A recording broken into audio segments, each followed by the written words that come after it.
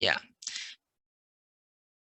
All right. So let's start with systems of equations. So basically, a system of equations is essentially like a collection of multiple variables, but you also have like multiple equations.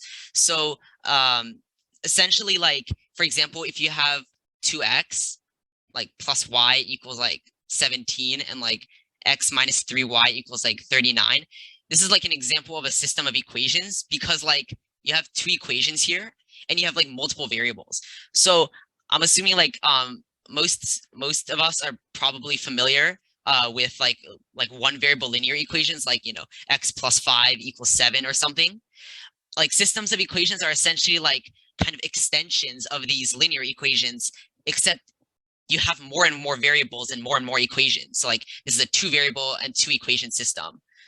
And just know that like systems of equations don't necessarily have to only have like two variables. Like you can have like three variable systems of equations. Like you can have like x plus 2y minus z equals like 8, 2x plus 7y plus 3z equals 9, and something like 5x minus y plus z equals 10 or something. Like this is also a system of equations, except in this case, you would have a system of three equations and three variables.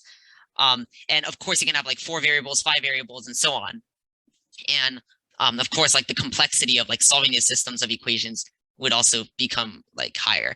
And just in case, like I should mention this, like although variables are x and y, like the system of equations, they don't always have to have x and y as the variables. You can also have like a and b. You can say like 2a plus b is 17 and a minus 3b is 39.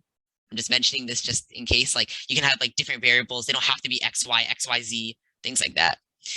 So that's like the basic definition of what a system of equation is.